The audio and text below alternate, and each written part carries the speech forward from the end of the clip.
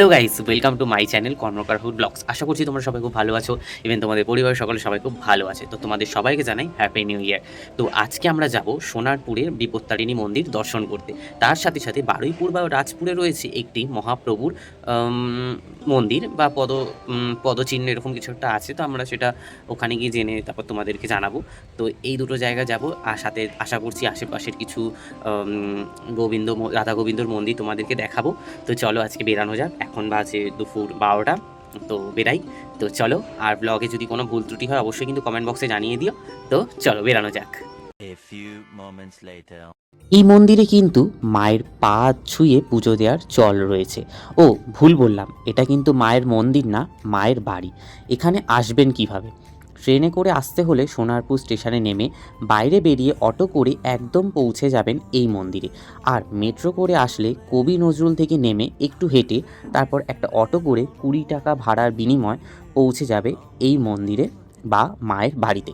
এখানে কিন্তু পার্কিংয়েরও ব্যবস্থা রয়েছে।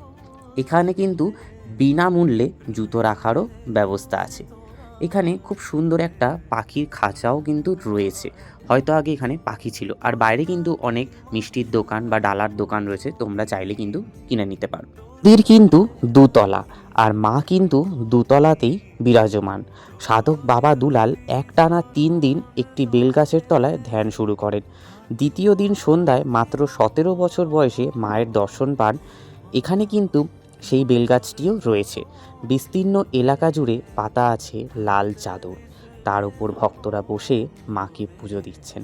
আর এখানে অঞ্জলি দিতে গেলে উপোস করার দরকার নেই, কারণ মা চায় না ভক্তরা কষ্ট পাক। ঠাকুরমশাই কিন্তু সবাইকে ধরে ধরে মায়ের পা ছুঁয়ে পুজো দেওয়ার সুযোগ করিয়ে দেন। আর মাকে দেওয়ার সমস্ত শাড়ি কিন্তু মাকে পরানো হয়। আর তারপর যেদিন পরায় কর্তৃপক্ষ কিন্তু সেই শাড়ির ছবি বা মায়ের ছবি আপনাদের হোয়াটসঅ্যাপে পাঠিয়ে দেয়। এখানে রয়েছে কিন্তু পরপর অনেক দেবদেবীর বিগ্রহ, যেমন এখানে রয়েছে মা শীতলা, মা মনসা, রাধা গোবিন্দ, গৌর নিতাই, মা দুর্গা। তারপরে আর আমাদের ভারতবর্ষের কয়েকটা সাধক, যেমন রামপ্রসাদ, বামা খেপা, বাবা লোকনাথ, এবং এখানে গণেশজিরও মূর্তি আছে। আর সবার শেষে চলে গেলাম মায়ের দর্শন করতে, স্বয়ং মা বিপত্তারিণী। আমরা যখন গিয়ে পৌঁছেছিলাম তখন ওখানে মায়ের নামগান হচ্ছিল আর পুজো হচ্ছিল, কারণ সেদিন ছিল শনিবার। তো মায়ের সাথে কিন্তু সেলফি তোলা একদমই যাবে না। তো মায়ের পুজো শেষ করে মাকে দর্শন করে এবার আমরা এগিয়ে গেলাম সামনের দিকে।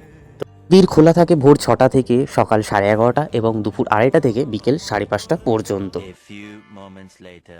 মহাপ্রভুতলা আসতে গেলে প্রথমে বারুইপুর স্টেশনে নামতে হবে, তারপর যে কোনো অটো ধরে নামবে বারুইপুর গার্লস স্কুলের সামনে। ওখানে নেমে একটুখানি হাঁটা পথেই তোমরা পৌঁছে যাবে এই মন্দিরে। এই মন্দিরে কিন্তু ভোগ খাওয়ার ব্যবস্থা রয়েছে, আর ভোগ খেতে গেলে কিন্তু তোমাদের মন্দিরে 12টার মধ্যে আসতে হবে।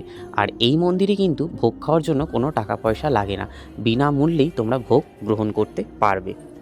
এই মন্দির কিন্তু খোলা থাকে সকাল 7টা থেকে দুপুর 12টা, আর বিকেল 4টে থেকে রাত্রির 8টা পর্যন্ত। এই মন্দিরে আমি যখন গেছিলাম সেই সময় কিন্তু এখানে উৎসব চলছিল, পাশে ভোগও রান্না হচ্ছিল সবাইকে প্রসাদ দেওয়ার জন্য। তাই হয়তো আমরা অনেক লুকিয়ে চড়িয়ে এই মন্দিরের ভেতরে ঢুকতে পেরেছি। ও সামনেই রয়েছে মহাপ্রভুর পদচিহ্ন, আর সাথে রয়েছে এই মন্দিরে গৌর নিতাই। এই মন্দিরে কিন্তু একটা গুপ্ত বৃন্দাবনও রয়েছে, একটু বাদেই তোমাদেরকে সেটা দর্শন করাবো। এই মন্দিরে প্রবেশ করেই দেখতে পারবে বাঁধানো উঠোন, যার পাশে 3তলা বাড়ি, আর ছবির মাধ্যমেই তুলে ধরা হয়েছে মহাপ্রভুর জীবনী। এই সেই স্থান যেখানে মহাপ্রভু অনন্ত আচার্য ও তার পার্ষদগণ হরির নামের সঙ্গে নৃত্য করছিলেন। মহাপ্রভু পাথরের ওপর কীর্তন ও নৃত্য করছিলেন। তার নৃত্যর প্রেমে সেই পাথর গলে যায়, আর সেই পাথর মহাপ্রভু পদচিহ্ন হিসেবে অনন্ত আচার্যর সামনে পূজিত হয়। এই মন্দিরে কিন্তু কখনোই নাম কীর্তন বন্ধ হয় না, সব সময়ের জন্য কিন্তু নাম কীর্তন চলতেই থাকে।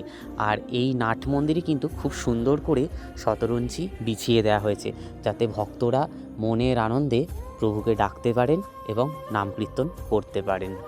মন্দিরের দুতলাতেই রয়েছে জগন্নাথ বলরাম সুভদ্রার একটি মূর্তি, তারপর মাঝে রয়েছে গৌর নিতাইয়ের মূর্তি, আর তার পাশে রাধা গোবিন্দর মূর্তি। আর এই সেই জায়গা, একদম পবিত্র স্থান এই মন্দিরের, যেখান থেকে আগে নাকি আদিগঙ্গা বয়ে যেত। তারপর আমরা প্রবেশ করলাম গুপ্ত বৃন্দাবনে, যেখানে প্রবেশ করেই আমরা দেখতে পারলাম শ্রীকৃষ্ণের নানান ধরনের লীলা খেলা। এখানে কিন্তু সাদা ইঁদুর বা ছোটো ইঁদুরের একটু চল রয়েছে। তো তারপর আস্তে আস্তে এগিয়ে গেলাম আমরা কালিয়ানাগ দমন, তারপর কৃষ্ণের যে ছোট্ট ছোট্ট লীলা খেলা থেকে শুরু করে তার বাবা তাকে মাথায় করে যশোদার কাছে নিয়ে যাচ্ছিল, সব কিছু আমরা সেখানে ঘুরে ঘুরে দেখলাম। জায়গাটা খুবই সুন্দর আর খুবই অপূর্ব। এই জায়গাটা অলরেডি ঠিকঠাকের জন্য হচ্ছে, তো এরপর ঠিক হয়ে গেলে তোমরা যখন যাবে তোমাদের সবার কিন্তু খুব ভালো লাগবে। গুপ্ত বৃন্দাবনের মাঝেই রয়েছে আর একটা মন্দির, যেটা আবার নাট মন্দির নামে পরিচিত, যেখানে কিন্তু স্বয়ং শ্রীকৃষ্ণ আর রাধারানী, মানে শ্রীকৃষ্ণ তার অষ্টসখী নিয়ে বিরাজমান। তো তোমরা একবার এখানে এসে ঘুরে যাও, তোমাদের সবার খুব ভালো লাগবে। তোমরা একবার ঘুরে যেতেই পারো। বাড়ি চলে এলাম। তো তোমরা জানো প্রত্যেকবার আমি বাড়িতে এসেই ব্লগটা এন্ড করি। তো তোমরা দেখতে থাকো তোমরা Karmakar Rahul vlogs. Like comment share অবশ্যই করো, আর যারা আমার চ্যানেলে নতুন হয়ে থাকো তারা কিন্তু অবশ্যই সাবস্ক্রাইব করো। আর যদি কোনো ভুল ত্রুটি হয়ে থাকে অবশ্যই কিন্তু আমাকে কমেন্ট বক্সে জানিও। তো চলো আজকের মতো বাই।